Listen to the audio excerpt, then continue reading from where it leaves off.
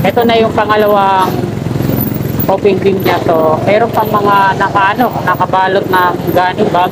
Sinimulan ko to, walang naniniwala sa paligid ko. Ano? At ngayon naman mga kasikap, bali tuloy po natin yung update natin. Dito naman tayo sa may Skyway Stage 3, Section 2A, no? Patawid ng Zamora Bridge. Tingnan natin kung ano na yung latest na progress doon. Nakanan na po tayo dito sa Old Santa Mesa Street.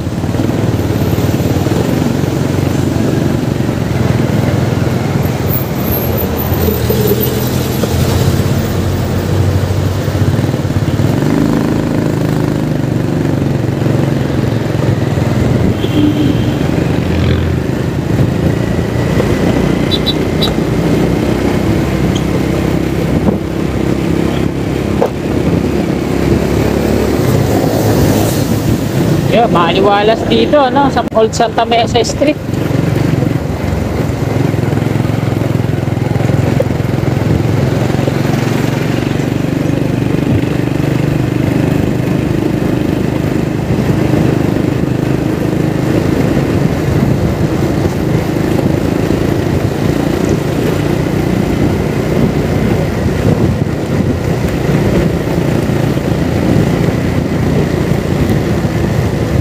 Nakana na po tayo dito sa Paco Santa Mesa Road.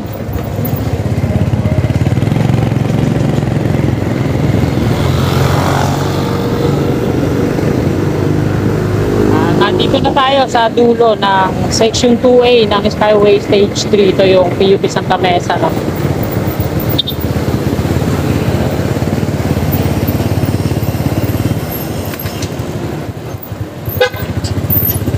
So ito mga kasikap yung dulo ng Skyway Stage 3 Section 2A dito sa may PUP Santa Mesa. So dito sila maglilink ng NLEX connector.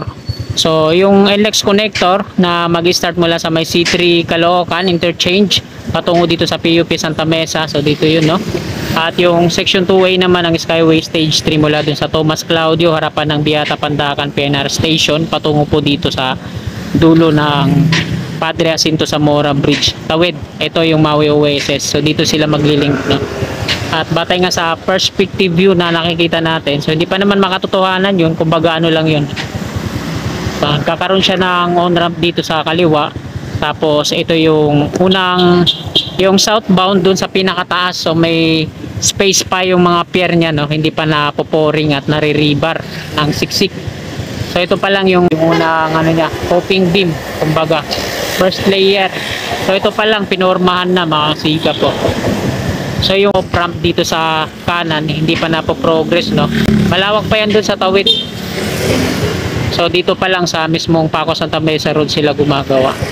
Yan mga kasikap, diretso po tayo, titingnan natin doon sa likod naman. Alam ko dito sa likurang coping beam niya is na-pouring na po yan at tinanggalan na ng mga forma. Tapos doon sa pangatlong coping beam nag-uumpisa na sila mag-install ng mga steel beam. Ito yung pagpapatungan ng platform para installan ng rebar cage. So tingnan natin, tara, let's go. So ito po yung Maui OSS, yung tunnel niya, no? At ito yung unang coping beam. So meron siyang vertical clearance na 5.1 meters. Sakto lang yung mga bus. Tapos yung pinaka pangalawa na doon, ito na yung pangalawang coping beam niya. So meron pang mga nakabalot ng gunny bag yung o-ring niya. Yung mismong coping beam niya nakabalot pa ng gunny bag at panaalis. At ang ginagawa nila ngayon, yung para sa pangalawang layer na coping beam, ayun yung sinisiksik yung rebar. At ito na yung pangatlong coping beam niya dito, progress na rin, no? So, buo na yung steel beam na pagpapatungan ng platform. Ito yung mga ginagamit nilang para sa pagbuo ng platform. Ayan, umuulan na. Tapos ito yung pang-apat mga kasikap. So nilinis na rin nila yung mga pier dito. Meron silang crawler crane dito. Ito naman yung panglima na installan nila ng coping beam. Dalawang magkaparehas na pair. So dito, ayan, nag-clearing na rin sila. Tapos ito yung butas na yan na malaki. Pinapaikutan ng sheet pile. So pagtitirikan din nila ng ganyan steel casing para sa paggawa ng pier. Tapos ito naman yung susunod, napapaikutan ng sheet pile. At ito na, hanggang dalawang pier na lang yung gagawin nila dyan. So hindi na, wala nang kaparehas yung iba dito, no? Diretso. So single lang yung pier dito. Dilera sa packet ng Zamora Bridge, dito sa gitna dadaan. At nandito na tayo, patawid na tayo sa Padre Jacinto Zamora Bridge. Ito na po yun. So ang pinaka-exciting part dito, no, kung paano nila gagawin ang maglagay ng pier dito, kung dito ba sa gitna dadaan o kagaya ng mga kasikat natin na nagko-comment na dalawa daw, no, dito sa kanan at dito sa kaliwa naman yung magiging pier.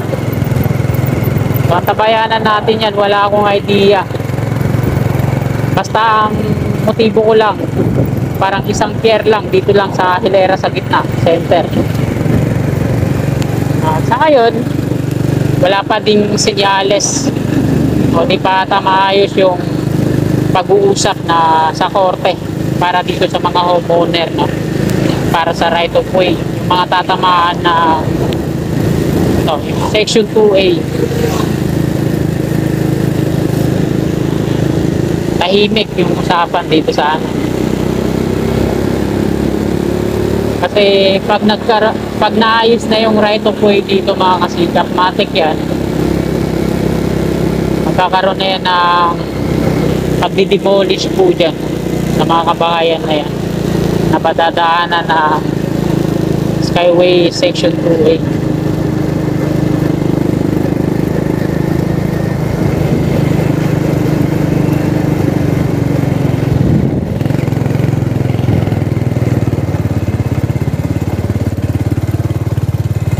Dito tayo sa taas ng flyover at ito yung Skyway Stage 3. Ayan yung mga yung nasa taas, ayan patungong south.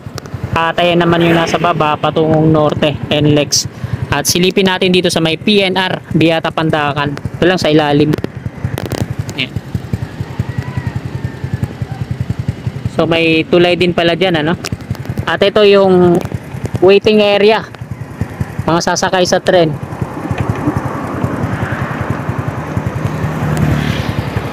So dito lang tayo makakakuha ng video kasi bawal na yun din sa baba. Mahigpit ngayon ng PNR. Marami din palang mga kabahayan dun sa gilid, oh. Mga dwellers pati dito.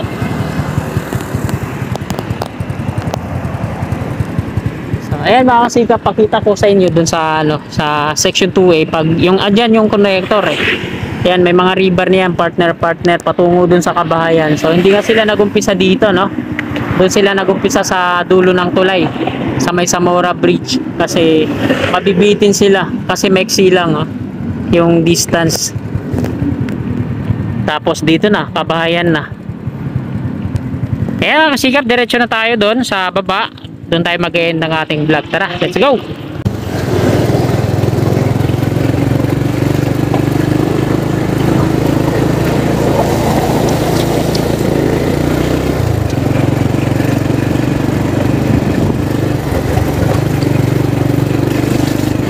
Excited na rin ako sa January, pang second quarter ata ng January, umpisahan yung ay magkakaroon ng closure tong PNR para sa bigyan daan ng construction ng NSCR.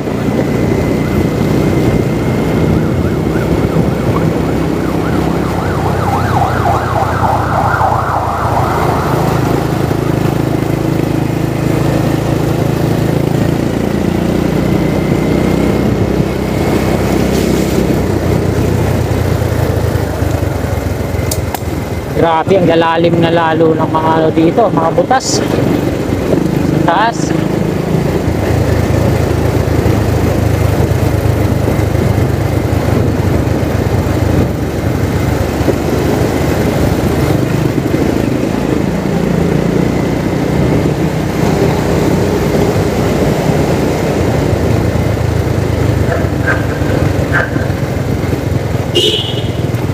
ayan mga kasikap, di na po ako dediretso, kakanan na po ako dito. Patungo ako ng Mabini Bridge. Dito ako dadaan sa Lauray Street.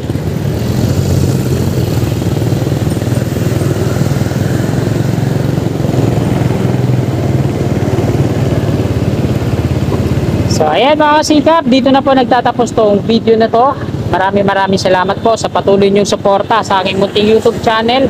Bago niyo po sana lisanin tong video na to, please like at sa mga kasikap natin na willing po sumuporta sa akin, click lang natin subscribe button dyan sa baba at yung katabi niyong bell. Maraming salamat mga kasikap, lagi po tayo mag-iingat. God bless po sa ating lahat. You're my angel, angel baby, angel.